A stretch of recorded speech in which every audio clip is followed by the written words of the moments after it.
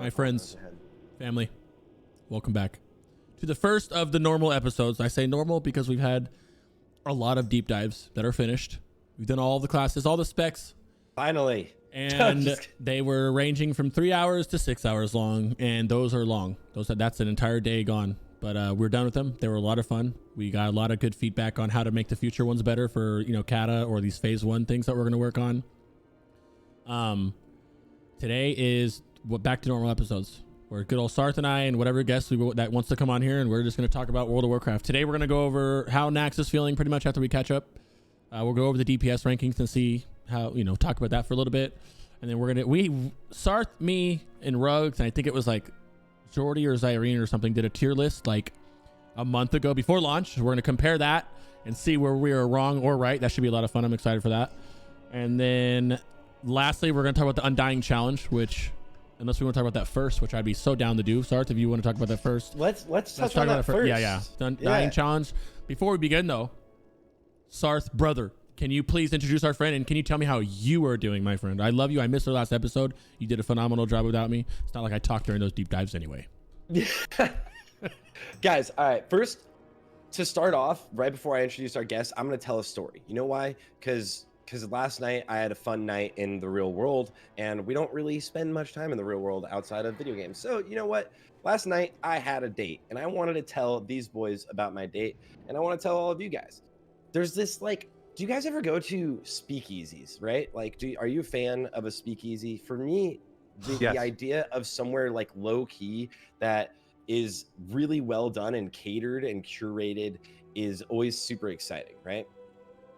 So last night I went to this place in downtown LA, kind of in the arts district, and it's like this weird warehouse, and you have to show up on time, and there's like a guy waiting outside, and he's like, yeah, is that you? Okay, come with me, right? Just walks me through this warehouse and into this dark room that they open up this huge metal sheet door, and there's this awesome epic seated area where there's this bar behind another sheeted door with 6 bartenders in it. The lighting was dark and eerie, and the music was also kind of dark and eerie, and it was themed for Halloween, but also all of these craft drinks that it was the first ever distillery in all of California that can also sell alcohol, which is interesting. I guess you can't legally be a bar if you're a distillery. So they made all of these drinks, and they actually made these drinks, and they all had really cool backstories. The first one was a backstory basically about the bubonic plague. Back in the days of the Black Plague, there were these 3 thieves that used to always steal from people dying, and then they eventually got caught, and people were curious, why are you still alive? How are you not getting sick if you're going in and stealing from all of these people that are dying? Because they don't know anything about diseases back in the day. And what it actually turned out to be is the people that caught them, the judge was like, we'll give you a more lenient kind of deal if you tell us.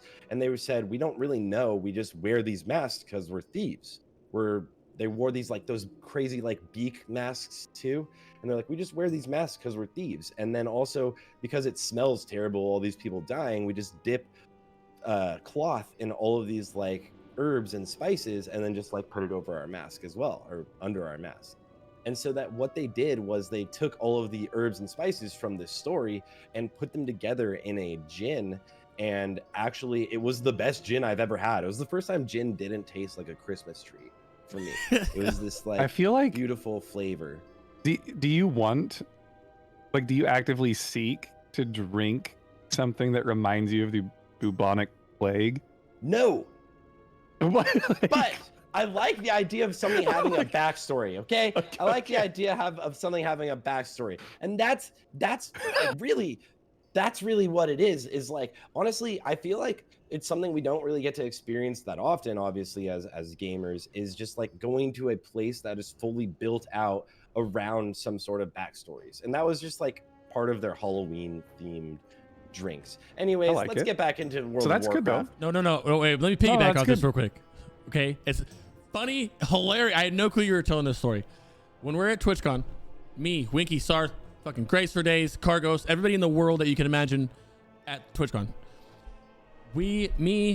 all of us went to, I don't think Sarthe was there yet because it was the first night we were there before everybody else got there, right? Yeah, I don't think Winky was there either. So it was like me, the Sullies. It was everybody else. I was there. What you the were there? fuck? Okay. Yeah. Icy Heat was there too. So I pull up to this club bar thing later than everybody else does. We're in San Diego and Cargos is there. Everybody's there. And he goes, yo, there's something called a speakeasy upstairs. And I was like, what the fuck is a speakeasy?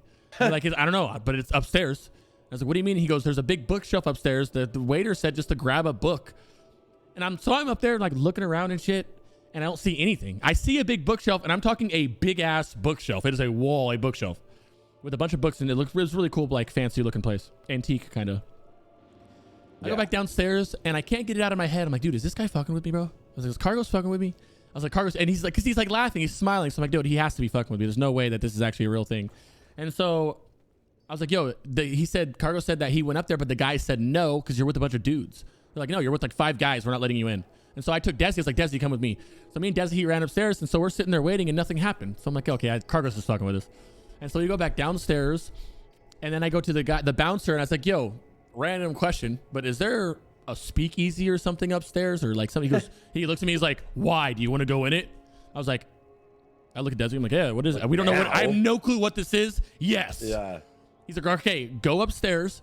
Go to the bookshelf, grab the biggest red book that you can find, and then right across from the bookshelf, there's a couch. Sit in it.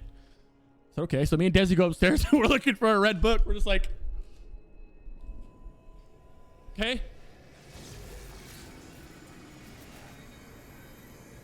And we sit there. And we're sitting there for like 2 minutes, and out of nowhere, the entire fucking entire bookshelf opened up on some James Bond secret agent shit. Right? And he goes, oh, would you guys like to come down to the speakeasy? All I can see behind him is pitch black. I'm like, you ready to go? Yeah, I'm ready to go. I'm going down there. You walk down this like creepy, like I'm talking like your shoulders to the side, like spiral staircase. Like you can barely get down. It was insane.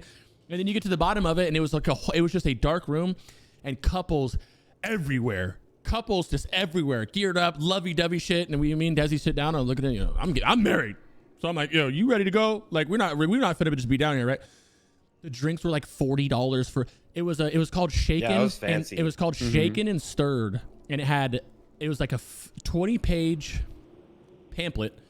The first 10 pages were shaken, and it was different ways they shake it. 2 shakes, 5 shakes, 1 stir. And I was like, yeah, you ready to go? Yeah, let's get out of here. I'm not about to pay this shit, but it's cool. So it's funny you said that because I learned about what that was for my first time.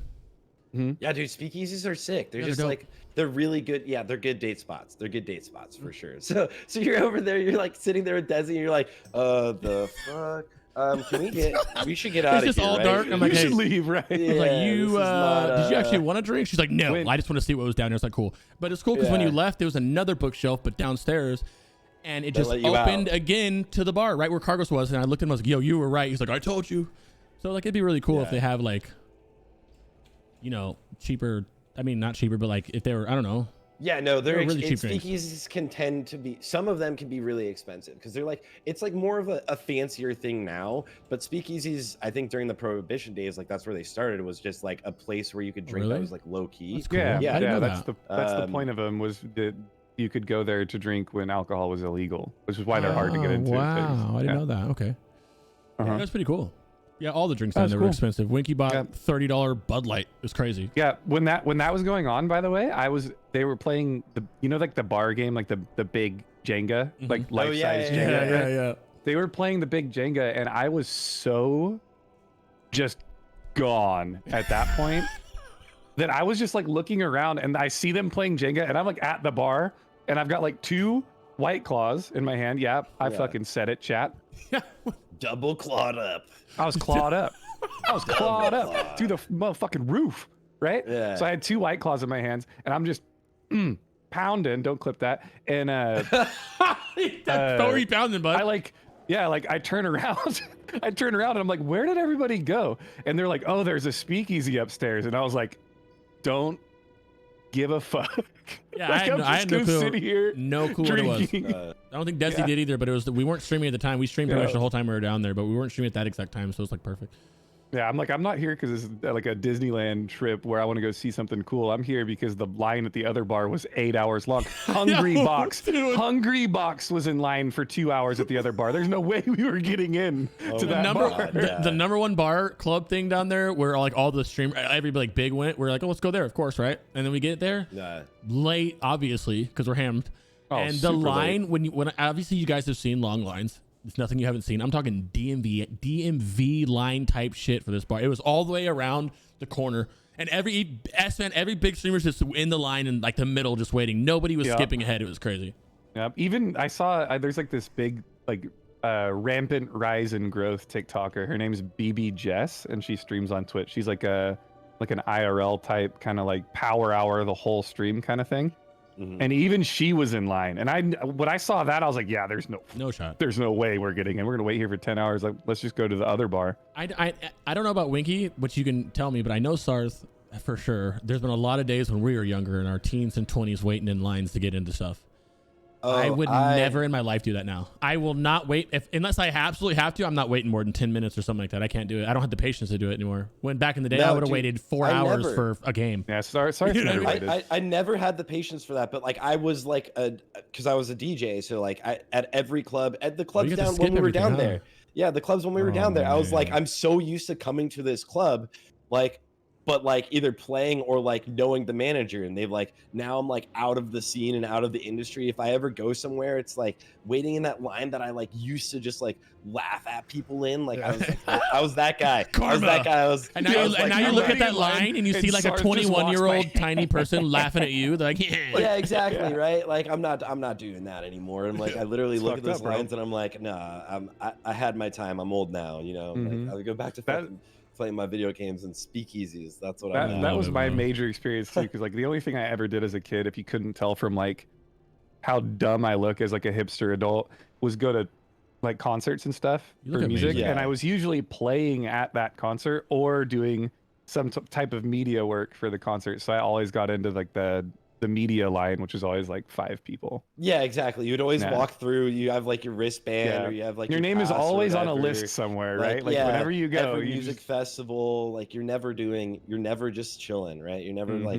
just pull over Rich Campbell and show them your 10K Twitter followers. And then things change when you get older and you're like you're no longer in that scene, and like a concert is happening that you used to like go to, or a festival, and it's like $300 for a ticket. I'm like, no. Yeah, right. What? Luckily though. People do this? Luckily, I still live kind of close to where I lived when I was doing all that, and I still know most of the club owners. So like whenever bands are touring, I can still just call, hey, Jonathan, let me in let me in the bar. I don't know shit. I don't know anybody. I'm the guy who shows up to the show. I go to a lot of concerts and shows. I go and I'm there early. Like how Winky and I were early to that Megan Thee Stallion. Megan Thee Stallion performed there. And we were like, let's go now. Way before. And we had no line. We didn't have to worry about anything, bro. We didn't have no lines. Watched the breakdancing thing. Got right into our spot. Was cozy the whole time. It was nice. We were so early that I left. After like an hour and a half of being there too. It's crazy. I watched the dance pit and like the DJ that was on first. And then I just like, I left because I felt I had to go move my car or they were going to tow it. Right. So I was like, oh shit, I got to go re-up my parking ticket. Right. So I had like, I went out and I got the little thing. And then they were like, oh, well, we're not going to allow you back in. There's no re-entry. That's savage. And I'm sitting here like, why is there one? Why didn't you tell me on the way out? Yeah. Well, I was like, why is there no re-entry? One, I don't have a backpack on. It's not like I just went to my car and did drugs and came back. Like, you can tell that I'm sober. You're going to search me when I walk into the stadium again. There's no line. I wonder if because of how many people came. Because it's a free concert, because it came with our TwitchCon ticket, right? We didn't have to pay for it. I mean, it was a Megan Thee Stallion concert, which normally would be that same price. Well, you paid extra for it. Oh, did you pay? Was it extra? I think as part of we like didn't the have to pay pass, extra. we didn't pay extra, but like remember like Atlas, Alu had to pay for it. Oh, that's right.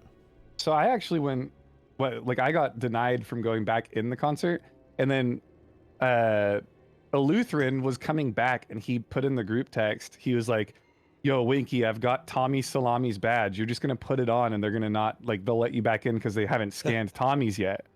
And I was like, nah, it's fine. So I just walked around downtown and, like, I got to meet a lot of cool people. I did some bar hopping by myself. It was pretty sick. Had a lot of fun. That was a fun trip, bro. Yeah. busy. I feel like we're still busy because of it. Yeah.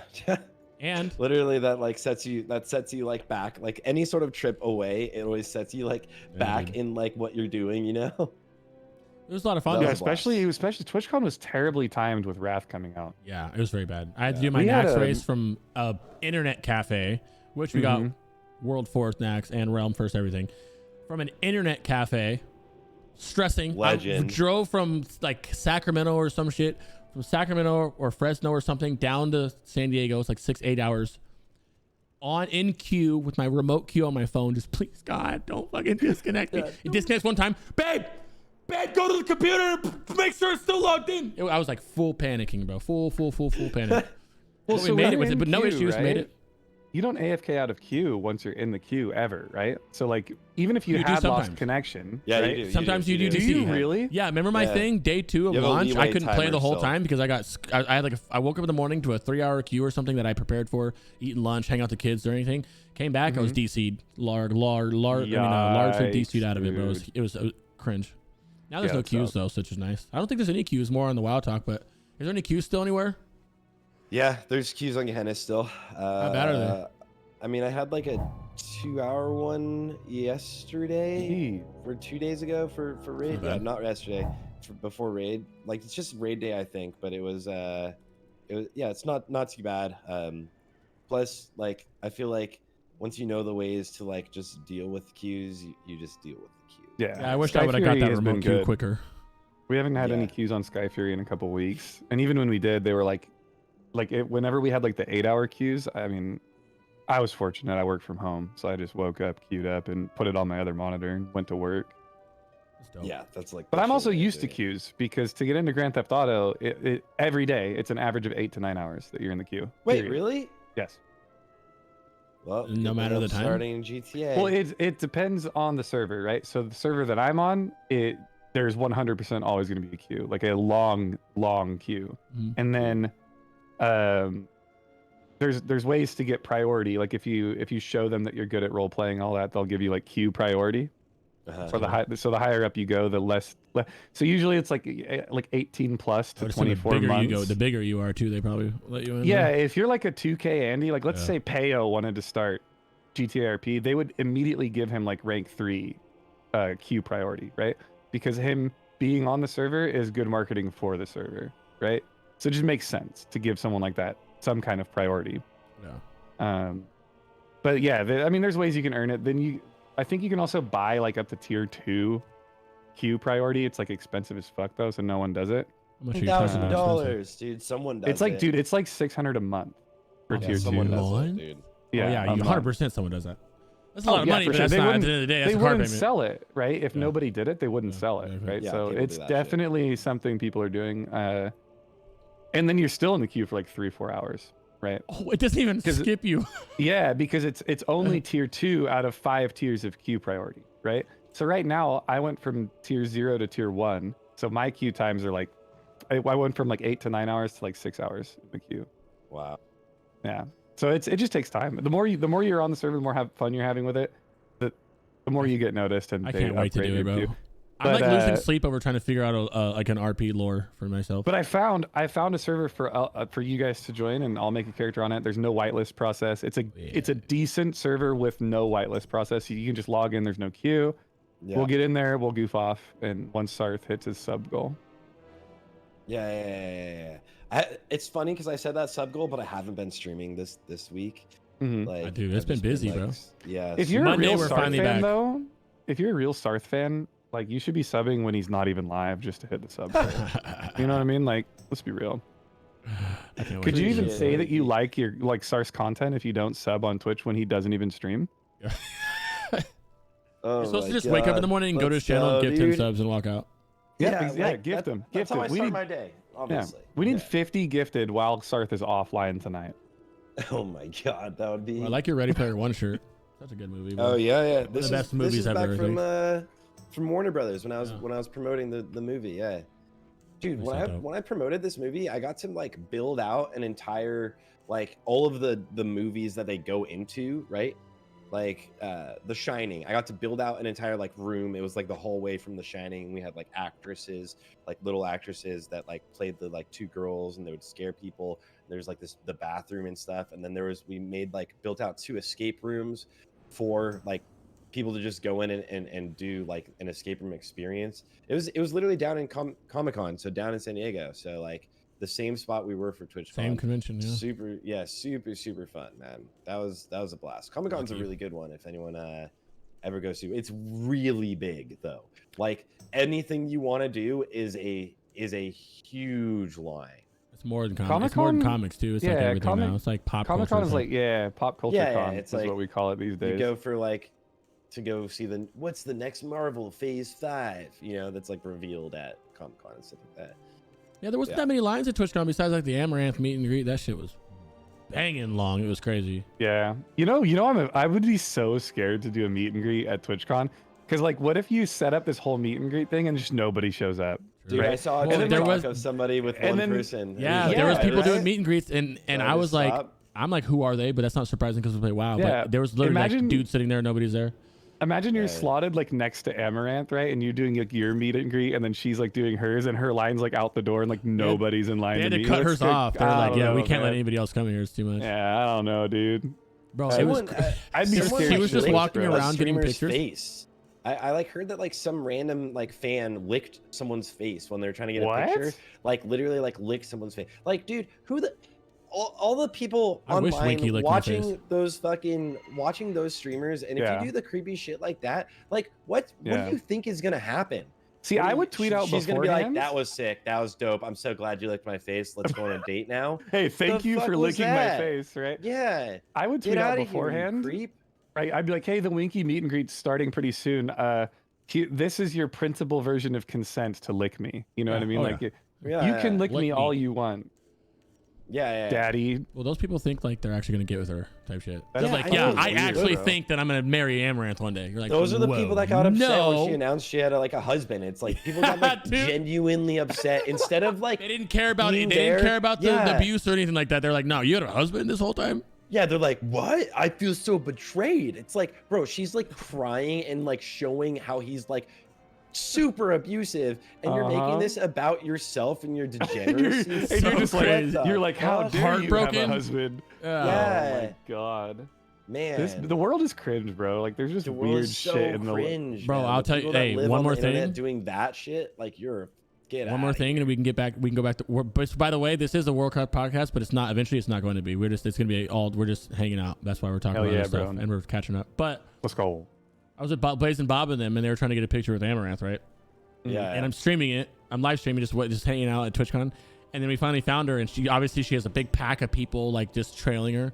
Now they stop to do a line, and they get in this line to take a picture with her, and every time someone comes up, they go step, step, step, step. I'm like, the fuck are they talking about? We're here thinking about a step, like with a dance or something like that, bro. And they're literally kneeling on the ground like a dog, and letting her stand, put her foot like. Oh, they're doing like the step on me, mommy thing. You know about this stuff, huh? Yeah. Oh, yeah. I'm so well My mind diverse, was blown, bro. I'm fucking deep in it, dude. The shamelessly was crazy, bro. Yeah, you've never. It's like it's a meme, dude. Like, I can see it. It's like an anime meme, right? Like people, if they see a hot girl, they're like, "Step on me, mommy." It's like this weird shit. Silence from you. Oh, whoop, that didn't mean to happen. Sorry. What anime has people stepping on each other? Okay, Sarthe. It is a High school DD? weeb degen meme. That's what it is. Like what it comes down to. Oh my god. You know, the world that we live in is kind of strange at this point. You guys understand that, right? Like, way weirder than it was when we were younger, bro. The weirdest you got when we were younger was these guys are playing video games all the time. That was the weirdest that there was back in the day. Yeah, like people didn't know. Like people at school had no idea. Like I would leave the fucking I was the captain of like the tennis team and the soccer team, and then I had a second soccer practice every day. And then I would get home and I'd play fucking World of Warcraft. No one at school knew. Dude, the weirdest thing you were playing Yu-Gi-Oh at lunch or some crazy shit. Now it's like, which I like because I have a 13-year-old and I like that, and she loves anime and games, so I like that they're not getting teased. Now it's like I'm not. I shit you not. In middle school, in the culture nowadays, you're weird if you don't watch anime. It's like Yeah. roles. It's switched over here. It's like, yo, you're weird because you don't play video games, or you're I weird remember because when there you, was you know, do two. things. There were 2 games you could play and be a cool kid when I was in high school. It was Madden, like NFL, Yeah. and Call of Duty. And those were like the 2 2K. like Well, not I'm 2K, a but, popular kid game. What was it? Like, right? Not Jam. Yeah. Street. NFL and NBA Street. Remember those? Yeah. Or Basically FIFA like too. any sport game, right? And then Call of Duty. And like those were the cool. Those are the only The games cool I Medal of like Honor. to play, dude. I love Call of Duty, but like in all honesty, I even like hackers. that was like too nerdy back then. You know, like that was like people were like, at least like around. Like my brother would bring his friends over and they'd be like, Halo. look at Tyler playing games. Halo was Yeah. Halo was the Like- only acceptable game back in the day where you weren't getting made fun of. Yep. And I'm over here like at lunch break, like sitting in the back of the table, like the far back of the lunchroom. I'm like, when you're where do I catch my ghost fish for my fishing daily, guys? That was me in high school. But a 1/1 counter on all elf creatures. Yeah, he's literally actually unironically what I was doing in high school. Which, Yeah. by the way, they taught me. Well, I played Magic a couple times when I was younger, but when we were down Dude, there at that was TwitchCon, they so taught me. fun. We had like a big 15-player draft. They're playing Magic. Me and Tactics are still playing each other to this day on Arena Online. Yeah. If you We're take actually playing it. another magic You can ask card and you Lesmos about it. I'm unstoppable. if you take a Sarah Angel magic card and you take another one and you turn it sideways and put it over her dress, it looks like she's naked. Oh, these are the things that Winky was doing in high school. You're right. Oh, man. Yeah. There we go. Okay, Mm-hmm. I fucking love you guys. Let's go. We're gonna talk about the Undying challenge. My friend Sarthe is gonna talk about it. Yeah, go ahead, hit it, bud. Reach him Yeah, up. just I'll pull up the Wowhead thing in the really, background. You can just hit him. Let's talk Really about fast, we finally we're winning, guys. We finally have convinced Blizzard to actually participate in a version of an esport, because for World of Warcraft Classic, the only way to be competitive really was either parsing, PvP, or parsing or speedruns. And speedruns got a lot of attention from people like me. We all participated in speedruns. A lot of the community loved it, but you never really knew when a guild was going to run it. Like, guilds can't announce when they were going to go because they could get griefed with world buffs back in the day. Guilds also just don't know when they're going to go because maybe there's a queue boss, maybe they're dealing with like the reset meta, which was super lame. Salad Bakers was wiping to twins 30,000 times in a row.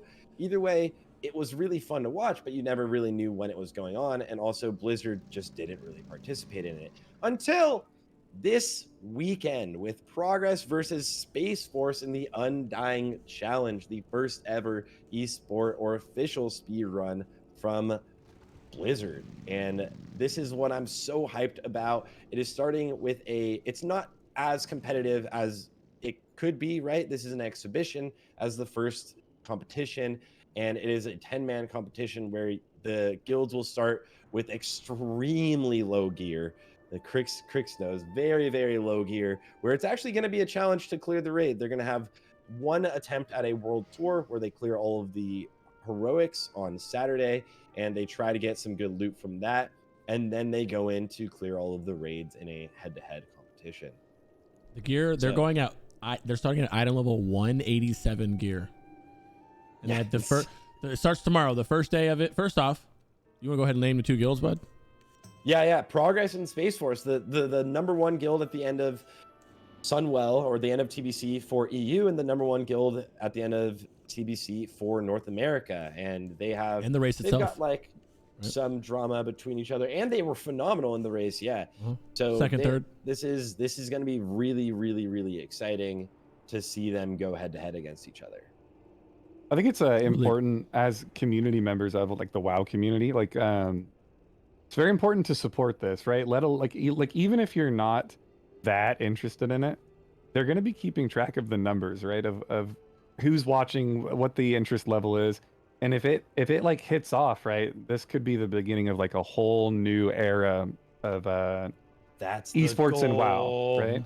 That's So, the goal. If you're busy tomorrow, just open up the Twitch stream and just leave it open and like go about your day and like do things. You know what I mean? That's what I would encourage anyway. Just help it out, right? It's going to be streamed on the Warcraft channels. more about that in a second. What I'm piggybacking off of what he said is very important for us as a community. Even like when you look at the comments so down here, people are hating on it. Yeah, you're taking the 2 best guilds and doing this and that. That's the point. Blizzard's doing this to put their feelers out there to see if they want to do the Ulduar race the world first, right? We want to see the actual raid races. This is just kind of to see a little feeling, get some kind of esports anything. This goes good. They do Ulduar world races, and then once a tier, they do like a race like this again. It does with more teams and more. Yeah, it's not going to be more than just. competition. Yeah, it's more than just. This is just the objectively 2 best guilds that are playing right now, pretty much, right? I think most people will agree with that. Besides like Beef Bar, they're amazing. These guys have been statistically progress is progress. We don't need to talk about them. And Space Force has been doing great forever, right? Imagine this. Yeah. Ulduar comes out, and they're covering the now we have Fusion, we have Beef Bar, we have Salad Bet, you have name the guild, and they're listed on there watching. Like you would see already. You're already seeing people cover world first coverage, right? But imagine that by Blizzard. And we've been in oh yeah, we didn't even say the best part about it, Sarthe. Oh yeah. The casters. The casters are going to be awesome. So the talent that we're going to see in this speedrun competition, my boy Crix, let's fucking go. Hula hoops. We got me and our boys Irene, literally a dream team of casters hosting this event tomorrow and this weekend. Tomorrow is going to be the heroics, and then Sunday at 10 a.m. PST, 19 CET, it will be the actual Naxxramas raids. So this is going to be Crix, Crix, you need to get a serious portfolio of like a few headshots. Like look at Sarthe. I have serious look ones. at Sarthe has like a real headshot like from an actual photographer, and you're over here cheesing with the peace sign that's half cut off. This is me. You have the fucking Naruto do-rag on, bro. Like that's you me. need to go. I get it's you, but we need a quality photo. Also, of to be you fair, for I this sent kind them of like stuff. 3, and 2 of them were normal, so that was their choice on that one. Oh, okay. I don't ever just send one. I sent like 3 or 4 of them. I have a normal me picture smiling, good, and then yeah, you know what I mean. Sarthe model shot, 100%. Yeah, I'm goofy, bro. I want people to go, who's this goofy guy? And then you go to my stream and they go, oh, that's definitely matching that picture. He's a goofy ass. Who's this goofy guy in 480p? That's what it really comes down to. Oh, okay. So it starts tomorrow at 10 a.m. Pacific Standard Time. That is 1 p.m. Eastern. Yeah. Calculated for the EU guys, sorry. But also it's 19 start... EU, so 7 p.m. EU. Thank you. The first part is gearing up.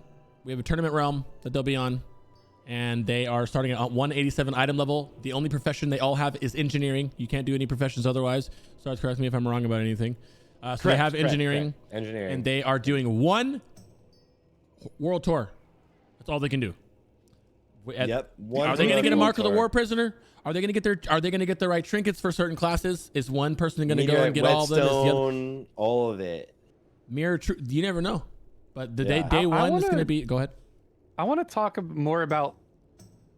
Do you think they're ever going to do like a non-invitational? Do you ever think they're just going to open it up and like let people compete to see who can actually? I don't think so. Not yet. So China, this is super interesting. So China is run by NetEase. It's not Blizzard. The Chinese realms are run by NetEase. It's like their like counterpart, right? And they've been doing this for a while. They had a competition back in OG Naxxramas that they had like the winners won like I think it was like actually the Spectral Tiger mount. Ooh. Like it was crazy, and also That's like sick. $10,000 translated to yen, so 17,000 yen. I don't know what the translation is. I think it's like 10 billion yen or something like that.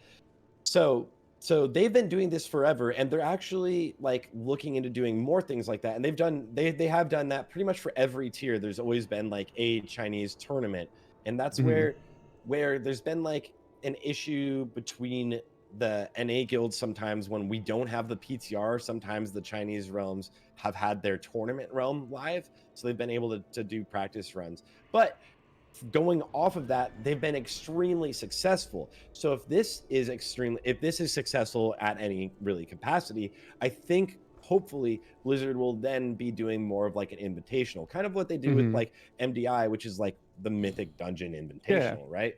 That was something like that where guilds can compete and participate and really join in. And in OG Nax also, there was the Raid Masters, the other only ever real speedrun tournament in Classic was called Raid Masters, and I hosted that, and that did really, really well. Also, all of the top guilds participated. The only one that didn't was Progress.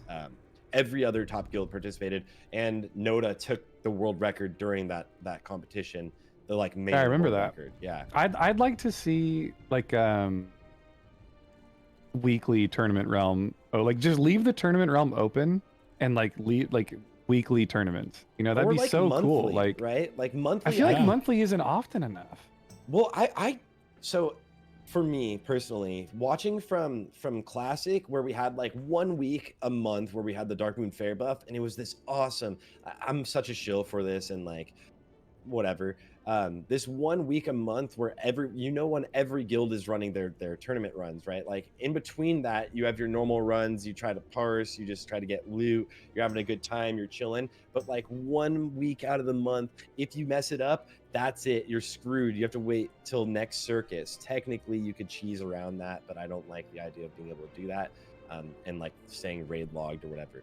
So like that would be really cool to see, like all of the guilds come together, and then they have like a month of like testing out their strategies, right? Like seeing how things will go. Yeah, It'd be cool. I feel like monthly it'd be, you wouldn't get that many tournaments in per phase, right? Which is like the stressful part for me, because I would want like a narrative built of like, oh, you know, this guild is known to be the fastest, and then you've got the underdogs that are, you know, coming up riding their tail, and like the more occurrences of these tournaments that we have, the better it would be from a storytelling perspective and from like a viewership perspective, in my opinion. Yeah, like people would get more involved if it was a very often type thing. I think it brings eyeballs to Classic, which is what we want, right? Yeah. Excited. And then you might even have people that don't even play the game, though, right? Think about this. You might have people that have zero interest in raid logging for the phase, right? But they might just straight up be tournament realm players, where they like to clear the content and, you know, practice runs and try and compete and like do things like that. It also helps more too, because that's like a lot. In terms of the retail players, like you can like you don't have to play Classic to do that. You can just do the tournaments. You can come in there and play a little bit of dabble, because this is not in. I mean, this is coming back and like low key kind of the way it's set up, where it's like, so it's an Undying challenge, which means if someone dies on Progress, they get time added, right? And then vice versa. So if Space Force does that same thing, they have to clear all the trash pretty much. This first one, if anyone dies in this first one, they take a 30-second hit to their time. Yep. Hot take. I think if a retail guild, if it was like an open tournament, I think retail guilds, like Mythic Plus pushing guilds, would just Echo. They would show up and just dominate. That's what I mean, because that's what you get real Mythic Plus vibes. Besides, amazing. There's no affixes, right? But you get, that's the vibe I got. We were doing yesterday in a meeting with them, and it was nice seeing it. It's like, that's what it feels like. It feels like a Mythic Plus kind of vibe. Like no affixes. You're just going as fast as you can with a timer going. You're zugging the whole time. It's gonna be. I'm super excited for it, because this is where it starts, right? We've all complained, even us. We've all complained about. We felt like Blizzard didn't have their hand in Classic. They don't care about Classic. All they care about is retail. They've shown us as early as like a couple months ago that they care more about Classic. You can tell. It's objectively known that they care more about Lich King than they did TBC and Classic, right?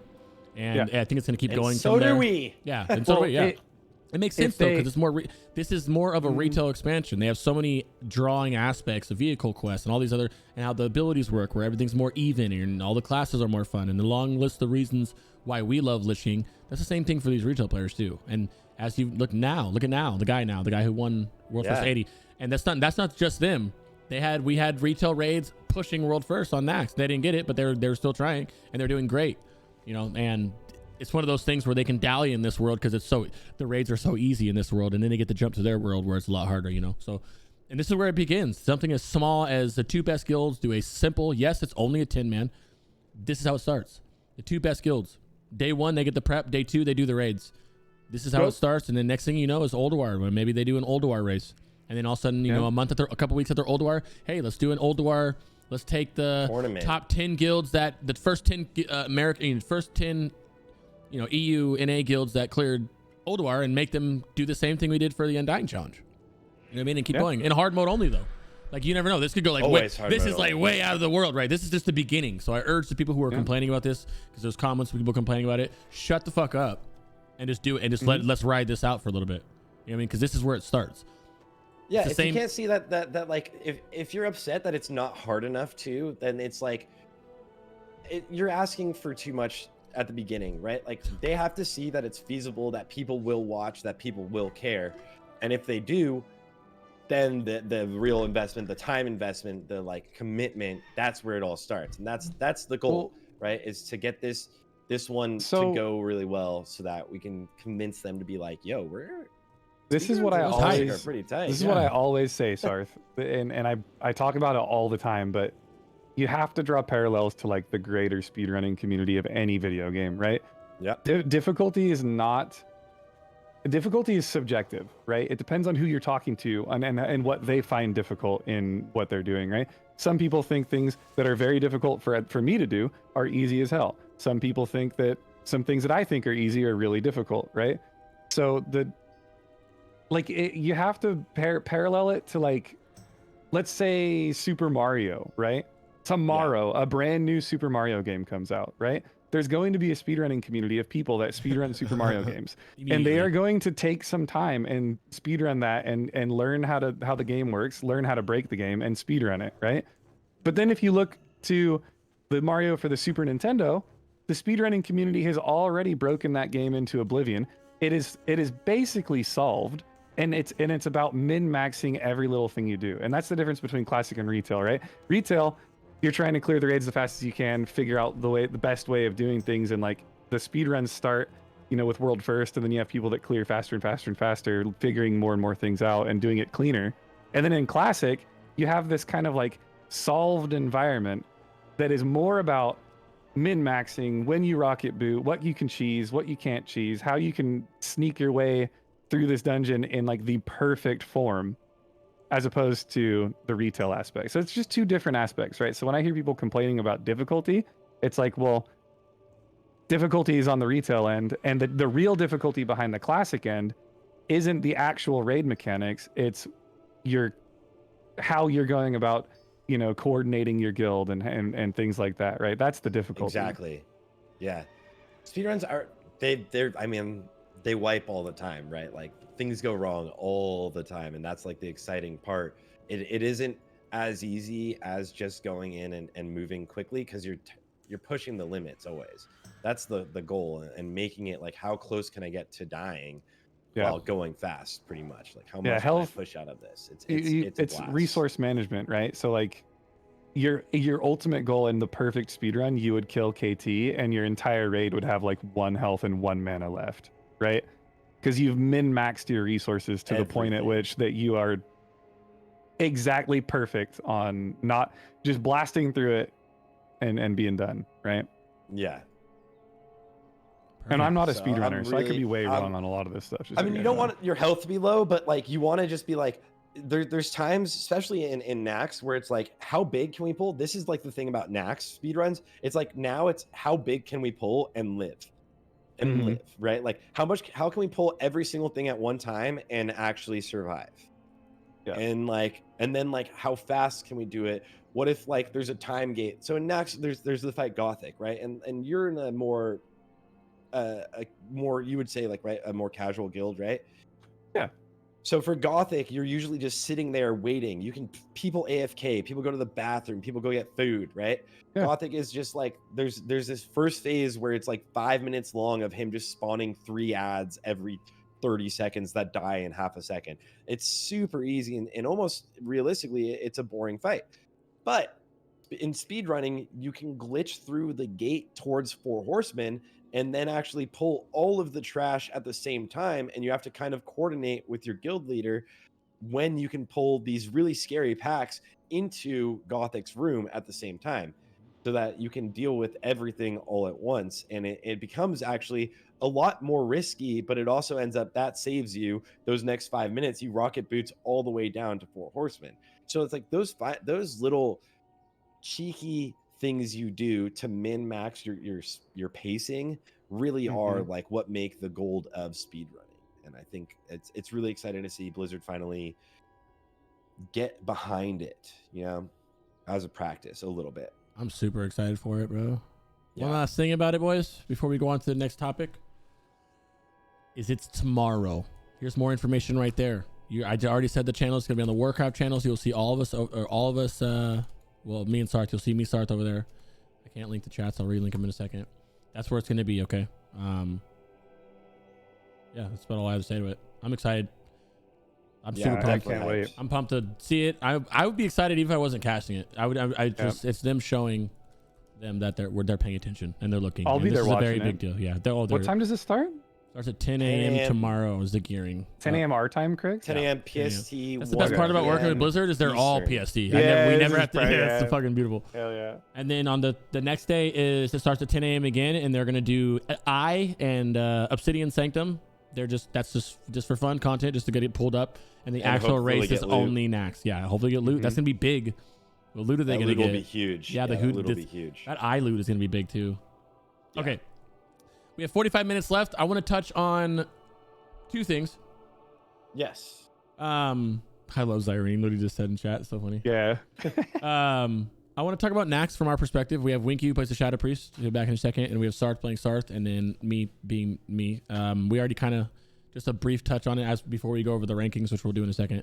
Me, Zyrene, Sarthe made a tier list a long time ago that we got flamed for, so we're gonna look at that and see how wrong we were or how right we were, and kind of just talk about that for a little bit, and then that's how this is gonna end. I love when this is just like, it's such a juicy, like it feels so good. It's like when people like just like talk so much trash about like what a ridiculous tier list. There's no way this class is gonna be that good. And then let's look at things, you know? And I'm just like, yeah, I'm like, we went in and tested the raids like 30 times. You know, like we know what the classes are doing with BIS gear, with terrible gear, like with the best players. You know, the difference is like that, like warriors on the lists always look bad, and then you watch Alondo get like rank 1 world, like out of all classes, you know, on warriors still, because like he's carrying, bro, and he's rank 1 warlock too, as we knew he would be. Rank 1 affliction, of course. Yeah, fucking Alondo. Of course he would. It goes back and forth with him and Nemo. Nemo's a gamer too. I've been so into watching them two go back and forth, but I think Alondo's. The thing about it is Alondo has everything he needs to make sure that he's there. Like he will do anything to make sure he has that, right? Whereas Nemo's gonna be like whatever his guild gives him, which a lot of us are like that. It's whatever our guild gives us, right? How do you guys feel about Nax? A short topic on it. I know it's been out for a couple weeks before we talk about the rankings. Winky, how do you are in Sky Fairy and the guild thugs? Shout out thugs. You know what I mean? You, Carlos, Grays, all the boys. All the boys. How are Desi? you guys? Yeah, Desi. How are you guys liking? How are you guys liking Nax? How's it feel over there on Sky Fury? How's like what's going on? I think for me it's a little different of an opinion because I'm from like a guild management POV, and like we've got a bide and stuff like that. And you know, bide just does everything for your guild, right? Yeah. So it's been stressful for me outside of actually raiding because I don't like doing loot. Right, I don't want to do officer stuff. I told them when I joined the guild I didn't want to be an officer, right? Because Wrath for me is the expansion where I just want to have fun. I just want to play the game. I don't care about anything but fun, right? And then immediately responsibility kicks in, and responsibility removes the fun for me. So this week was the first week I didn't have to do dog shit in the raid. I wasn't doing loot, nothing like that. I could focus on fun. I put on my death metal playlist and I was just being a Shadow Priest emo boy, and I was vibing, right? So I had a lot of fun at this lockout that we just did yesterday. I did my 25 man, so it's been pretty good. I am a little jaded on Nax as it is because the first time I did Nax Ramus back in original Wrath, I had never cleared Nax on vanilla, right? Mm-hmm. And I feel like we're back in Nax, and it's only been like what, a year and a half, 2 years since we were literally just farming Nax every week on multiple characters and things like that. So the only thing that's really making me enjoy it is the buttons that I have on my character that I didn't have in Classic WoW. It's been fun, but it's not difficult. We're not a guild that's like pushing speedruns or pumping really hard, so there's no real like metric of getting better from that aspect. For us, it's just we try and do more efficient clears every time we go into the raid. So it's been fun. I wouldn't say it's like as fun as Old War is about to be, right? But it's been fun. I got a Shadow Priest over there in your guys' guild. I can't wait to finally be able to get it up. Yeah, come play. Hey, I need help, bro. My parses are dog. Like I'm parsing like 95, right? Which isn't bad. That's pretty fucking good. What do you mean? Yeah. a Shadow It's Priest. not bad, but the thing is, I'm parsing like a 95 to 99 on some fights, right?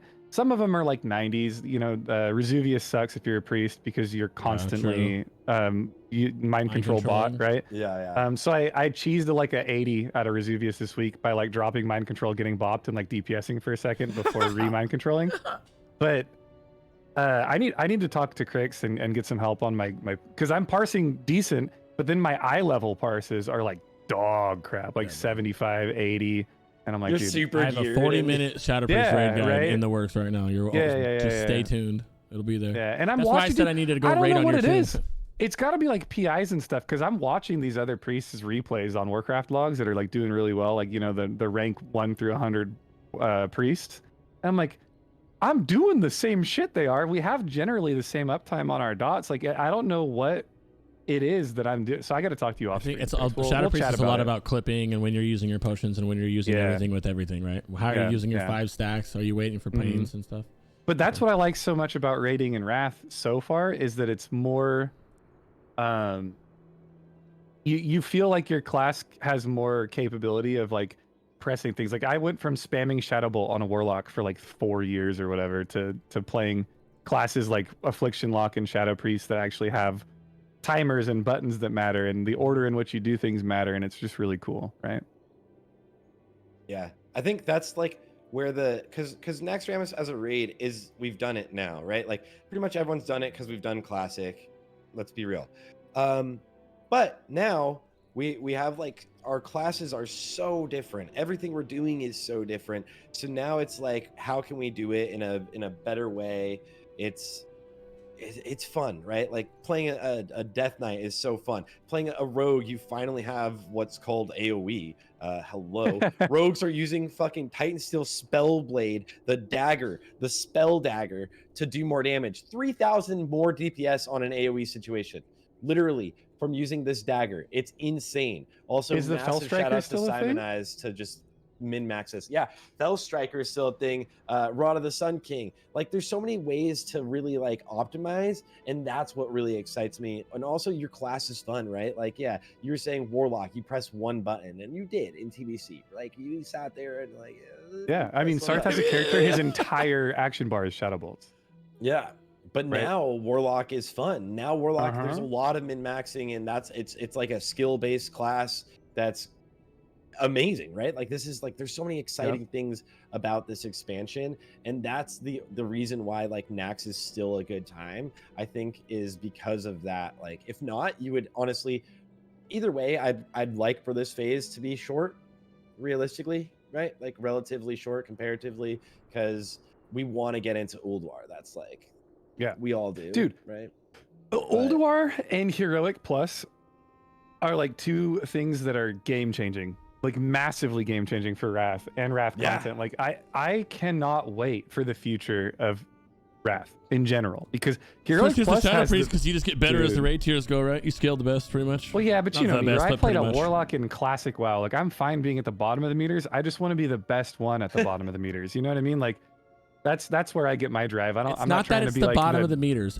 I would never. I played Shadow Priest in TBC too. I didn't mind being at the bottom of the meters, but it's only when pretty much the rest of my class is not at the bottom of the meters. It's when only I'm at the bottom of the meters. If my whole spec's down there, then it's like, yeah, whatever, you know. But if you're sitting there like the only Shadow Priest that's down bottom 15, then yeah. As a boomer, like anti-meta player, that, you know, I'd rather just not focus on that, like speedrunning and stuff. I'm fine playing meme specs and specs that don't make much sense for the raid, but as long as you're like at the higher end of the people who are playing those specs and you're performing well, like that's what I really care about, right? So yeah, that's kind of like my whole goal is like I as a Shadow Priest right now, yeah, I'm a solid middle of the pack DPS, but as long as I'm performing at par or better than a lot of the other Shadow Priests in the world, I'm okay with that. 100%. Appreciate that, dude. You're necessary too. Like I'm a chaser of the meter. Let's be realistic, right? Like I play what I think is fun, and I want it to be really good.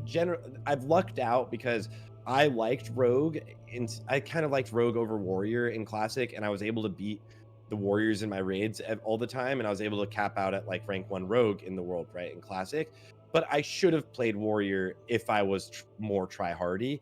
But then like hunter was a very fun and extremely skill-based class in TVC if you're melee weaving and not using a mouse macro to do it all for you. And like I've always though, like I need to see, like I'm one of those people that needs to see my name like somewhere up there. And like I have so much respect and appreciation for anyone that can be like, I'm chasing, like it's so helpful for the guild. Shadow Priest is such a fun class, and like you're actually like helping the raid and you're beating all of the other Shadow Priests around the world, right? Yeah, But, like, that's the goal. yeah, exactly. 100%. You don't need to focus on just like in your raid. Of course, there's an unholy DK that's here sitting, and you're like at the beginning of the fight. No one's touching that, dude. I got web wrapped. I got web wrapped this week, and I did not get broken out of the web wrap. And literally, I literally did #1 DPS in my raid. I was at 10,000 DPS. I had to bring my own ghoul to break me out of the web wrap, and at the end of the fight, I finished my Exna at 10,000 DPS because Gary just does it for you. Yep. And the cool thing is with these utility classes, because like I've been a shaman main my entire life until Classic WoW relaunched, right? I was a enhancement shaman from day one World of Warcraft vanilla all the way up until like Battle for Azeroth, and then when Classic re-released, right? Utility classes are the shit, dude. And you learn the mentality of like, yeah, I'm not going to be like the top of the meters, but I bring something valuable. And another cool thing, you need me, you know? Yeah. And then another cool thing about Shadow Priest in specific is in Wrath with dual spec, dude, you're a PvP god in the arena. It is so sick playing Shadow Priest and Disc Priest in the arena. It feels so good, dude. So it's like, yeah, I'll do a little bit less DPS in PvE, but I'm a monster. I have crazy capabilities in PvP, which is super fun. Yeah. You're a fucking beast, dude. Absolutely. Chat is so funny right now. I love chat. Chat's This is like off. I've done podcasts where we do it offline and we record it. It's so much better to do it live. I know it's confusing for the people listening or watching this on YouTube or like the podcast stuff. You're like, oh, what does he do? But it's so funny. There's live people here and they're just like flaming people as we go. I love it.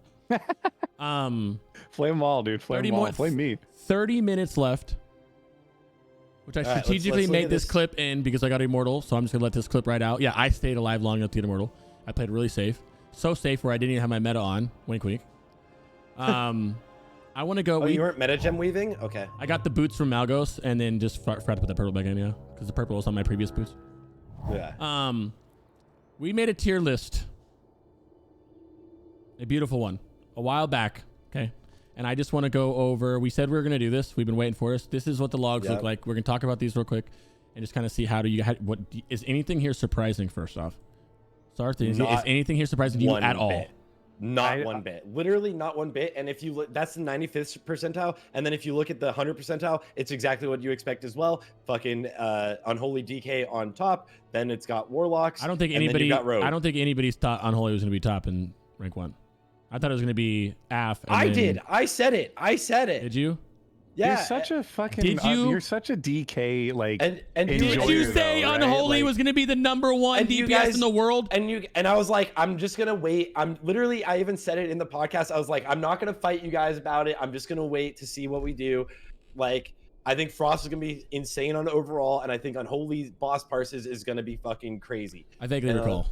Yeah, I vaguely recall that. Yeah, I was like, I'm not gonna fight you guys about it though. I'm just waiting. You know, I was like, let's just put it S tier though. There are some surprising things here when going over max 95, whatever like that, right? We know. Yeah. I think the most surprising thing is Demo's not locks and DKs. Combat Rogue surprised me. Combat Rogue was what I was gonna bring up. Yeah, Combat Rogue surprised me. Yeah, it looks like how strong it is. As a combat enjoyer, bro, I love Combat Rogue. I'll never play an Assassin Rogue day in my life, so I'm happy that they're doing well. Yeah, that was surprising, and also I'm surprised at Feral Druid being so far down. I think Feral Druid. Yeah, I thought it'd be a little bit. I thought it'd be where the Boomy was, kind of like middle. Yeah, that's kind of where I thought it'd be, with like middle. Our Arcane Mage feels like it's so much higher than this. When I have Deary in my raid, bro. And when you got good mages in there, it feels like mages should be way higher than that. Well, look at because if you look at the top, right, it's like when people like you have really fast. This is rank kills, 1, literally shine, rank 1. This is rank 1. That's why I don't like looking at the max 1. I like looking at the other ones because there's more 99 percentiles than looking at the max. Fuck that max shit. Yeah, but also and the we're 99 on top for percentile the is pretty fucking huge, dude. That's That's why it's a good yeah. measurement.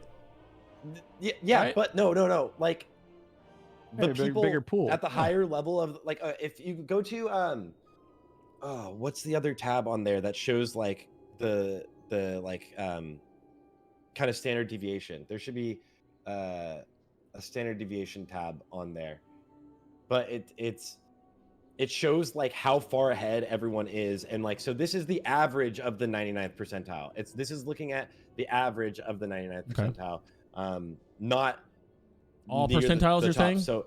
So within the 99th percentile, there is a crazy amount of like, see, and then now you can see like the top ones are still going to be like, that's all percentiles. Go Same to thing, yeah. 99th one more time. Or Now, demonology is ahead of affliction on the average. Yeah, it's gonna be Yeah, like that. But Demon's also, fun, you but have to yeah. know that like a majority They're of feeding guilds the are locks, right? not only funneling demonology, but affliction warlocks. That's why when you go to like max, affliction warlocks are just now figuring their shit out. Not obviously the good ones know what they're doing, but I would say a large 80%, a large majority of the affliction warlocks in the world are still trying to figure out how to play. And if you're an affliction warlock and you're hearing me and you're going, no, I'm not. Yes, you are. The people are. Everybody is still, not everybody, but a large majority are still figuring out how to play. This gap here is going to widen as the expansion goes on. You know how it was demo for the first week? Definitely. That's all demo saw. I'm sorry, as a demo main, I'm sorry to tell you guys that affliction is going to be king of single target starting as soon as they get any bit of gear, and it's going to keep going and widening as the expansion goes along. So just be prepared for that.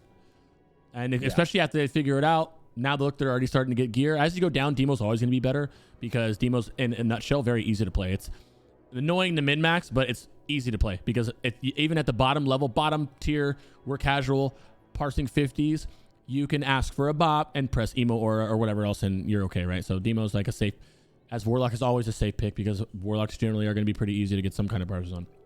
I think it's probably decently safe to say also in the 99th percentile, like at 99, you might see the affliction go towards the top and then unholy and then demo. Because affliction also, as they get better and as well as people get more gear on affliction, it's going to be really good. And unholy, where it excels, is all going to be like if you get shorter and shorter fights, right? Well, that's like, the thing is you are going to get shorter and shorter fights, and that hurts affliction as well. Less like right now when you go to Thaddeus, look at that drain, or password, look at that drain. Yeah, look at the slurp. Yeah. But now what's going to happen in a month from now when not everybody, when everybody has more gear though, and those bosses are dying even quicker.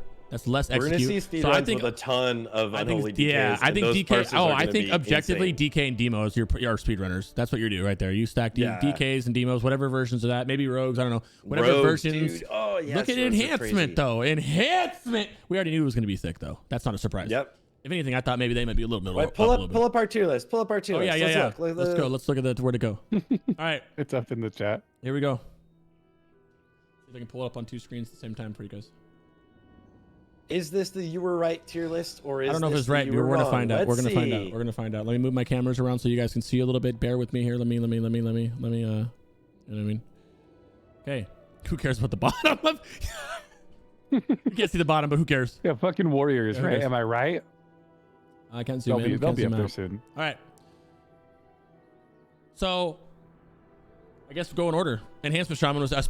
We included utility in here, I assume. If I recall correctly, we did include utility. We decided it would be overall and not single boss parses, but we kind of like did like a weird mix of like some were boss, like Unholy was focused more on like its single target, but Enhance on overall. I don't know if we could see that within like the Warcraft logs tab you have there. Let me see if I can pull up. What do you need?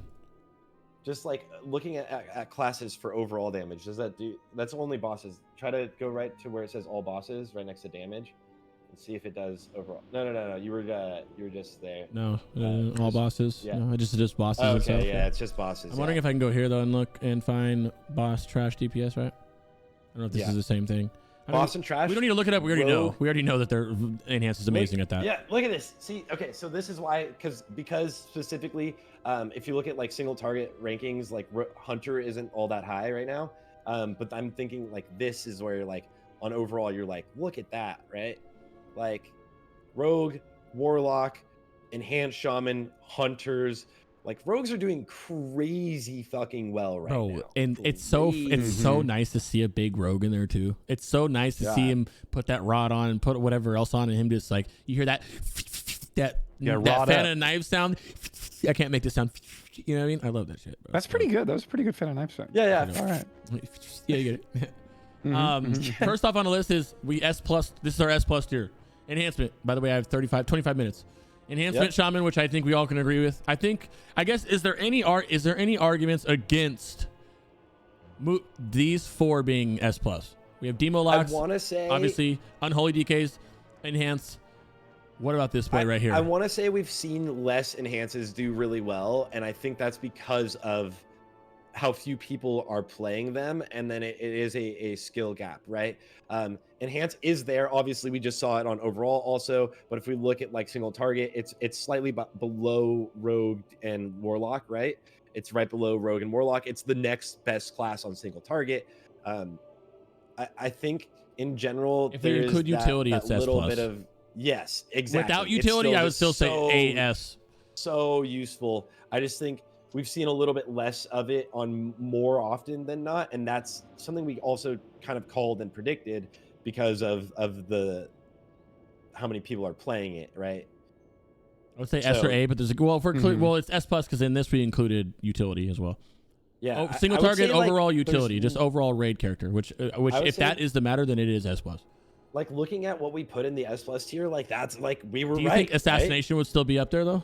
I'd switch assassin and combat rogue from S plus to S. Just swap places. Why? Why would you put combat in S plus? I was gonna say move Ass to S. I mean, they're not. Why are they? No, that's what I'm saying. I Yeah, think move this is also before the assassination tricks to S. changed too, and we assumed rogues are gonna be trixing things. They're not.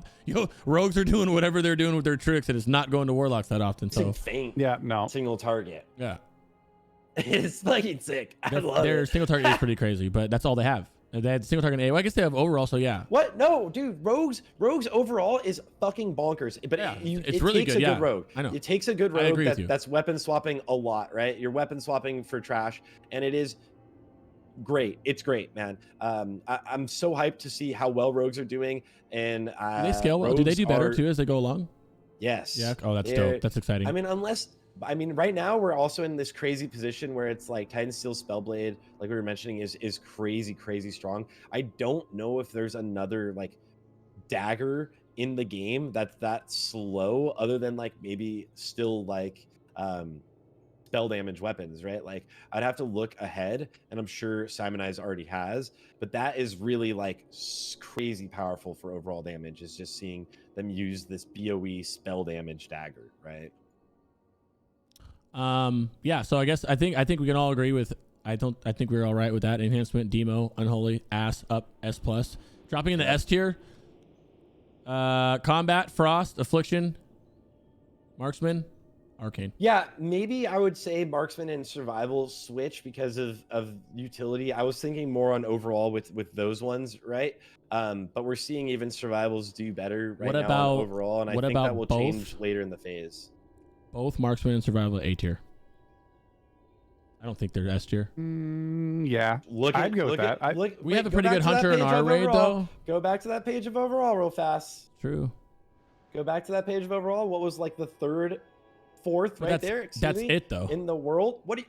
There's no the single targets. I mean, but look how low the single target is. Yeah. I mean, first of all, we're 2 weeks in. No utility. And your main weapon is True. like 80 or 72 DPS higher than what you have before you enter, right? It's unreal, the difference between getting Envoy. They won't, yes, I'll admit, right? They won't scale the same as those other classes. So yes, I could let them fall. Well, this is phase 1 we're talking about, so you're right. You're right. Yeah, you're good. But like I think if we compare them to compare that hunter to an Afflock, to a Frost DK, to a combat rogue. Would you say that they're those 4? We're moving Mage down. First off, before anybody asks the question, Mage is going down for sure. Mage is going down. Yeah. It's my fault that they're this high, and I'll take credit for that. But these 4 right here, do you think they're all equal with each other? Combat, Frost, Affliction, and... I think the hunter goes down. I think 100%. the hunter only, like Marksman goes down. I would say Survival could compete, but it's not on single target, right? It depends on what we're talking about, right? Mhm. Like Hunter Survival, it doesn't. It's so good on overall Survival brings damage. replenishment too, I guess, right? So technically, so I can see that. I can agree with that. I think next episode we do a new tier list because that'd be fun. I guess there's no point because we did this, huh? Yeah, because they actually have it on logs. I would agree with you. You can swap survival and marksman in because I forgot they have survival brings some shit down. Bring enhance down? Yeah, we're not bringing enhancement down. They're up there carrying. I'd move shadow down to B tier. Are we agreeing with Shadow Mage Priest? being into A, just drop it down a tier? Yeah. I didn't fight for Shadow Priest to be there. I just accepted it. I'm just saying that, by the way. Yeah, I What think are we you doing? move Mage down to A and Shadow Priest down to B. Shadow Priest definitely be, yeah. Shadow PC, yeah, for right now. For right now, boys. Yeah. Don't worry, you'll be up there eventually, but right now. Not C because we're including utility in it, right? Yeah. I'm trying to hang on to anything I can for these Shadow Priests right now. It's not C because of troll weaving. I don't know, shit. Yeah. Mage A? Wait. You think it should go down? Oh, Mage is like CD? Oh, I don't know about that. No, I don't know about that. I think Nah, mages are kind of on par with Balanced Druid right now, and Balanced Druid's a strong A tier. But Balanced Druid has much more utility than That's true. But way mages also more utility can than a port mage, you, bro. But mages can also port you after raid. Boomies have like Right. some of the best utility in the game. Like their utility alone should make them already at S tier. I feel like Boomies, but they're already at A tier. I think if you had to choose between a Boomy or a Mage, like in terms of it, Bring I a think Boomy. it's going to be the Boomy. Yeah. Yeah, Overall, the 100%. utility, single target is the exact same on the nose. AoE, like with blindly guessing, I would assume you're going to see more Boomies up here than you will. Look at that one Feral doing his work here, dude. Yeah, one Feral on the whole page doing Feral, work. yeah. Damn, there is a lot of hunters That's on called this page. your raid stacking to get Yes, that there feral. is a lot of There's hunters ton on of this hunters page. on this page. And combat. I know. I like it. I love Oh, look at our boy what I love Vodka. more than Let's anything go. is looking at this and not seeing all mages or all warlocks or all warriors or all one. I hate this is overall in the raid. Yeah, it's, this is very loose. Don't judge anything in the world crazy, but it's nice going here and seeing every class. I mean, almost every class is here. I think there's even a fire mage on here, bro. Who must have been? Oh, it's the Chinese. Well, he must have been pumping, bro. He's the only fire mage. Yeah, top 500 or something. That's always skeptical because, like, what did they do in their raid? Yeah. Like, Yeah. they pull everything and let him Unders just is sit there pumping. and Look kill at it this all himself. fucking rogue. Unders is pumping, bro. Okay, Dude, we agree. Mages yeah. go down. We're agreeing with that. Shadow Priest going down. Destro Down. locks. Staying there. I don't see him, so I don't know. Right? Like, No one's how often playing Is them. do you anyone guys- playing Destro Lock at all? Nope, no one's playing them. But there are people who are playing, and they are even at max. Like here's the thing: is even if there's not a lot of people playing Rhett and Feral, whatever, or there are not a lot of people, the top people playing it know what the fuck they're doing, and they're playing it correctly. How many parses are there for Destro Lock? It's got to be like 4,000 at the most, I think you can right? scroll Like, down. It's Destro's there. at 80,000 as the other That's warlock a specs are lot. at 1 million. It's yeah, not yeah. a lot, So bro. it's- well, 80,000 is a little, lot more dude. than I thought we were going to be playing it, dude. Well, no, Destro's a lot of fun. It's a lot of fun. It's got good, does good damage. You can do good We AoE got with it. 2 So. million of us. 2 million DK. Oh yeah, 2 one. million DKs having a good time. Let's go. Yeah, we have 2. Yeah, there are a lot of. There's definitely more warlocks and DKs, I think, and mages. Let's go than Shadow everything. Priest. And mages. Underrepresented. A lot of mages. A ton Oh, of shit, mages. yeah, More Jesus. mages than anything Wow, else. Mages. There's only Mages. 1,200 subtlety rogues. There's no way. Yeah. Yeah, of course there is. Nobody. That's a PvP spec. Nobody plays that shit. Bro, Yeah. go PvP spec, walk into raid, get rank 1 on everything. GG, done. Yeah. There's your parses. Frost. Mhm. Choose any of Honestly, these classes, you boys. could. Yeah. You literally could. Go raid one time as sub. That's what like. Just literally do what I it's so do. Funny because Prefox did that as marksman in Sunwell. He did one raid as marksman in Sunwell, and he was like rank 2 marksman in the world. Yeah. it's like against the other 900. Yeah. Just do what I do, Exactly. and when my Hey. parses just aren't looking good enough because I'm support demo, just be like, yo, can I do Destro 1 week, and then clap your 99s out, call it a day, so you have a good sheet. Yeah, Yeah. full sheet 99, rank Full 1. sheet 99 party. It doesn't matter that it's Destro. People don't know that shit. Yeah. It's Yeah. like 99.8. You look at that, you're like, damn, this guy's a pumper. 99.9. Oh my god. Yeah. What? So we agreed with survival marksman. Yeah, Boomy. Yep. And I mean, what's up with Rhett? We put him B tier. If I recall Bro. correctly, we all wanted to C tier that shit, but someone talked us out of it. I don't know who that was. I'm going to say it now. Just pull Rhett and Warrior off this sheet. Don't even pretend. Pretend they don't exist. They're dog shit classes. Get rid of them. I would definitely. I'm agreeing with Rhett and both warriors being at C tier. Yeah. Oh, D tier. Look, Like, get them watch off what the Alondo's sheet. No, not doing, D tier. dude. Not D tier. Watch what Alondo's doing, dude. Watch him what? Be the only person to cleave Faralina with all his buffs? He doesn't do We that, know he though. pumps. But guess what? But He can pump as hard as he wants. Look where it's at. It doesn't matter how good he is at it. Look how fucking far down Fury is. Can you see that? Can you see him down here? It doesn't matter how good Orlando is at. Orlando, objectively the best warrior. It doesn't matter how the best warrior is doing out on the warrior. I don't care about that. Nobody cares about that. He's pumping. He's always going to pump. Look where Fury is, bro. Look where Fury is. Just saying. And in the one time they tried to get some DPS with some fiery weapon, you ruined it.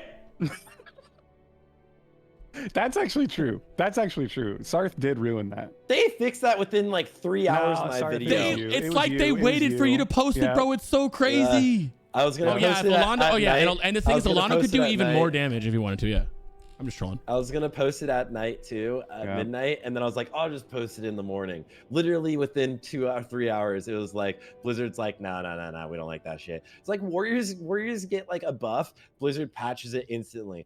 Everyone else is like their class is nerfed and broken right now, and it's like we should be doing more. Blizzard was like, meanwhile, trolls can mind flay and just break the game. And every time you play a pet class, if you get on and off your mount, it spawns in with half health. Great job, Blizzard. This is the overall from Warriors. Someone just asked. This is single target warrior. This is the overall. But like someone said, I'm sure if Alano's in like a main raid, it'd be better. Yeah. Pre-Fox, they're doing 4.2, while the highest is at 5.7. Obviously, this is a weird standard, right? The trolling got fixed, but it ended up bugging it. Look where Orlando is. Yeah, fuck that Invis trinket too. And guess what? Fury's trash. Hey, listen here, Warriors. I don't care. Change specs. Don't get mad at me because your shit is garbage, bro. What are you talking about? I don't care. Go arms like a normal human being. This is about seeing if we are wrong about this judgment where we put Fury at C, and we didn't. We were correct about that. As a matter of fact, let me add Rhett to that pile down there. Do you guys disagree with me on that? Sarthe? No, the reason Rhett's on B tier? Bro, I wanted Rhett to be there the whole time. Rhett is phenomenal in like a 10-man situation or a 5-man. They would be like a S tier if we were doing like a Mythic Plus, Heroic Plus, right? In 25-mans, dude, they're just there. You don't even bring a Rhett probably into a speedrun. You wouldn't. You literally right now would not bring a Rhett to a speedrun. They wait until tier 10. Once they have 2-piece tier 10, they're going to be fucking awesome. I think they're going to be a lot better than people think when that happens. But for now, unfortunately, it is. You know what that sounds like? Copium. I don't think that's trash, copium, bro. though. They're trash right now. We're talking about phase 1 garbage. I know. Look, the thing about Arms Warriors, I'm not mad at Arms Warrior. I'm not going to yell about Arms Warrior. They're there for a reason. You do not have a reason to bring a Fury Warrior to your raid. You have a reason to bring an Arms Warrior. That's why someone asked, why am I not bitching about Arms? Because Arms, Arms is Arms. Arms are doing their motherfucking job. You know what I mean? Fury's, whatever. Yeah, but Fury looks cool. Fury does look way cool. Fury looks probably the best looking spec in the game. Oh, Pharaoh. So, where's Pharaoh? Oh, we actually put Pharaoh on not enough information. It was early. It was really early. It was early because no one was on beta. No one was doing on beta. A lot of people playing it well on the beta. So here's the single target. I don't know if you guys have seen the AOE. We have some. There's a few on the first 100. I've seen some of them do really good damage. How do you now? Where would you put them, Sarthe? And where would you guys chat? Where do you guys think that you'd put them? I will open up and say B. What, Feral Druids? I'll say B. You talking about Feral Druids? Yeah. I'll say B. Bobka, what's happening, baby? How do you guys feel about Bobka, chat? by the way, we saw you on that top 100 list. Yeah, I think you put him at B. Great utility, A. They're griefing. Whatever, dude. Whatever. You know what? Just I don't want to. I'm not saying. Sarthe, stop being a bitch because you're scared of what people are gonna say. Where is Feral Druid? I don't care what people say, dude. Where's Feral Druid's fucking C tier, dude. Feral Druid's fucking C tier. No, it's a B. I would say B. Utility too. Utility. Utility wise, they're B, right? You can bring your Feral Druid. You can have them tank cables on patchwork, right? You decide if you bring a Feral Druid or a what is a Fury Warrior. I don't know, arms, whatever, you crit buff, right? Who cares? I don't care. But I'll take Innervate Combat Res, good, not good, great DPS have played well. They really are. Yes, obviously this is, I don't know, I was looking at rank 1 like patchwork and stuff, and I was like, damn, I kind of did want them to do more. I thought they were going to do more. I don't know Pharaoh much, so someone else can chime in, but are they going to do better as it goes? I thought they were going to do more too. The reason I say B tier for this, though, is I would rather bring a Feral Druid than a Fury Warrior. Or a Subtlety Rogue. Shout out Amy. Amy in chat. Amy's in chat. Shout out. What up? Y'all, what up, M? What up, M? I don't know. Yeah. Way better. I think I would maybe like... I think right now I might like a Feral Druid over a Fury Warrior, but I think... Oh, yeah, 100%. Old War... Oh, yeah. What we're talking in phase 1 specifically right now. You're taking you'd be the only reason you would take a Fury over Feral is if you're hard coping just to fucking argue against Chris right now. That's it. But I do think Feral's doing less than I expected, and I think the best warriors are doing what I expected, which was to be pretty solid, right? So I'm curious to see what we end up seeing more of at the highest level, right? Like at the highest level, like in the top runs. I'm curious to see what we'll see. Yeah, that's all. What do you mean solid warriors? What are you talking about? What warriors are you watching where they're doing solid DPS in their shit, bro? I think Sarthe. Is that what you just said? Are you just trying to be nice to the warriors, bro? You used to hate on warriors. Now you're just what's going on? You're just chilling? What's going on? I've never hated on warriors. The crazy thing is, warriors. First of all, Warrior Discord is dumb. Said it. Like Warrior Discord's best in slot. I made a video about like warclaves waves so long ago, and 90% of the video was talking about how warriors in any sort of competitive guild will get warclaves, and then 10% at the end was like, technically it's a higher single target DPS upgrade for rogues, and then people just mauled it. I remember that. People fucking mauled it. How dare you say rogue should get it? And I was like, yo, chill. What, did you not watch anything? It's always like the people that just like clip something and they're like, fucking idiot, dude. This guy's an idiot. And I'm just like, yo, you are so dumb, right? It's like, you're so dumb. I think the one thing that I've look at learned the Feral about gap. Classic the most is the relationship between warriors and rogues from vanilla till now has been some of the best shit I've ever seen in my life. Look at the Feral gap, Sarthe, from 1 and 2 overall. Yeah, that's a huge amount of damage. That is a huge gap. And even more, look, 5.4, 4.8, 4.7, 4.3, 4.2, 4,000, all the way down to 3. Look. If you look at literally the fourth highest Feral Druid is just above the best, like the warriors. It right? is, yeah. Technically right there, yeah. So yeah, I mean, I don't care what you bring. 10-4. Well, I mean, if you're going off damage, you'd still go Feral overall, because of everything they bring. Feral's beating it for overall right now, yeah. So I wish there was a better way to judge overall than this right here, because isn't this like speed as well? Apply speed, yes. Yeah, I wish I don't know if there's a way to. I don't know. Logs seem really confusing on that part. I don't really know how. I really like when they started incorporating I like seeing speed. This is what I like. I'm seeing Alondo right here, and then I like when I click all classes, you still see Alondo here. Dude, it's so fucking good. I hate it. Yeah. And then you see a billion DKs. Not really. Not even close to that, but keep talking. I don't know about a billion DKs, what you're talking about, but yeah, I guess. Hey, just because you're my best friend, I'll let you ride that out and say. I mean, there's a lot of red text there. There's a lot of red text. All I know is that he needs to hold this spot because I don't want a DK to pass him. Bipolar itself, can we just shout out Bipolar for a minute and just? They're phenomenal. They're the best player. This is one of my favorite people. I've never met this guy in my life. This guy is like one of my favorite people in the world. Plays Boomy and Demo. Hard carries. They're fucking pumpers, bro. They really are. Okay, I got 8 minutes. What else is left? Oh, Frost Mages we don't need to talk about. I guess we put not enough info. Let's just go ahead and leave them at Seer. Seize the bottom tier 1. That's it. Arms. I mean, BM Hunter's technically highest on Sims right now, but Sims are busted and giving their pets more. Sims are giving their pets more damage than per attack than it actually should. So that's the reason for that. It's not. Don't run BM Hunter. And in terms of before we end, one thing we were basically right about like pretty much everything. We were wrong about the specs of Hunter, which you can swap out. We were wrong about. I was wrong about Mage when they have their fucking gun. Okay, I will take the blame for Mage being up here. I was Mage shilling. I'll take the blame for the Mage being 1 too high. And Shadow Priest, that was you. I didn't fight you. Yep, those are definitely mine. And then that's about it. Everything else. Ret, not a big deal. Ret can be. I mean, arguably you can leave. I mean, if you go utility, then you can kind of leave them there too. But I want to talk about the healers just because it's interesting. Yeah. This is the healing. We didn't do a tier list for the healing. Actually, we did technically. We went Holy Paladin, Disc, Resto thing. This is the holy. This is it right here. Disc is if you don't know how Discipline plays, you are literally spamming shields on everybody. You have insane overhealing. If there's a way to track overhealing, I don't think there is. You have it's a lot of stuff with them. So they're carrying right now. But that's because of their bubbles. They are.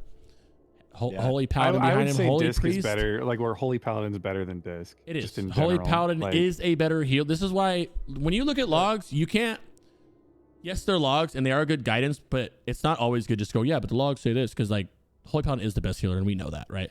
Like an example is you can go look like at top 10 healing parses, dude. Yeah. There's this famous clip about like I forget his name. I literally can't think right now, but the leader of apes was like, if you try to link me your healing parses to get into the guild, I will literally ban you from ever respond. Like I will ignore you. I will fully ignore you. Like if you try to link healing parses saying like, man, I'm rank 1 healer, like no one, that's my metas. Yeah. It literally, it's not what's anything that's factual or helpful, right? Like a really good healer is anticipating something happening. They're making sure just if no one dies, you did your job. That's like in the end, did that's everybody like, live? Yeah. Can Yeah. you cut down one more healer and go with like 2 healers? That's it. Like if you looked at like all the guilds that were able to cut healers really early in something like Sunwell, those are the healers that mattered, right? Even though if their healing parses were something like maybe they were like 80 parses, imagine like it's because they are playing the game correctly. Maybe they were all 99 parses. I don't know. I never look, but like that's all that matters, right? Like a good healer is such a different world, and parses for healing is like, if you're telling me that like you care about your healing parses, I generally am just going to be like, I don't know And if you know what you're doing. Resto Druid, somebody said it's slept on. I think it's slept on too. They look like they're shit, but that's because they're just sniping you. This shield takes it priority over the. So why I'm as a Resto Druid putting rejuves on everybody in the world I can. You as a disc priest are putting bubbles on everything as well, right? Those bubbles are absorbed. Those bubbles get to heal before the rest. Yeah, before the Resto Druid does. So Resto Druid is better than what it looks like down here. Like he said, don't look at this. Don't judge your healers by this. You know why you're bringing a Resto Shaman in your raid. If you're bringing a Resto Shaman, I would like to say though, Holy Priest. Everybody was dogging on Holy Priest is actually so. Jordy, blast on him. Jordy shouted it out too. Jordy was like, "Yo, they're not gonna be as bad as they said they were." Holy Priest is a genuinely fun class to play as well. Yeah. That's you get a little bit of a mix of like putting stuff out on the whole raid, and then you also get that feel of like a Holy Paladin with like big pumper spells. So Holy Priest is just a fun class to play in general if you like healing. I think Resto Shaman are a little bit underrepresented right now, at least in my server. Ooh, that's Patchwork, rank 1 Patchwork. Jeez. Well, Apache, dude. Oh my god. Guys, that's it. You want to say your farewells? GG. That is a normal length episode. Yeah, we're gonna do once not a a 6-hour podcast. We did it. An hour and a half of us arguing about everything in the game and hanging out like buddies do. You know what I mean? That's what we do. I can't wait for clips of this podcast to show up on all of the class Discords. Like he said that we're not as good, you know. Okay, if you're in here, I love TBC Fury channel. I'm in there all the time hanging out. You know that. But also fuck Warriors, bro. Hey, just accept it. I hate Warriors. Just accept it. Get them out. It was fuck Warlocks all through Classic. I accepted that. Well, I quit Classic, but you know what? I accepted it. You literally quit instantly. I dealt with it. No, fuck that. Criggs, I dealt with it, so you didn't have to, bro. Trust me. I played all through Classic as a fucking recklessness bot, dude. Fuck that. That was your entire job. It was my entire job. Real shit. Other than tanking twin amps, that was like my whole job, right? Yep. Real talk. Yep. Take everything we take with a grain of salt. This is just homies hanging out, talking about the game that we love. If you guys disagree with something, that's okay. You don't need to hate us. I love you regardless. We're just some friends talking shit, like I said. We'll see you guys next week. These are going to be weekly episodes. It'll be on Sarthe channel next. We're just going to ping pong back and forth. The Undying Challenge is tomorrow. It's this weekend. Tomorrow's the first day. Before we leave right now, I'm going to leave with, first off, Sarthe. And Winky, you say goodbye. Sarthe, say one more like nice little minute-long thing about the Undying Challenge, just in case people showed up and they don't know what it is, my brother. Winky. Yeah, guys. Oh, you want me to do it for? Okay, yeah. Sorry. You lead by. See you. Yeah. Shout out. Tomorrow, guys, we finally have Blizzard's first ever esport event in PvE for Wrath of the Lich King Classic, or for Classic in general.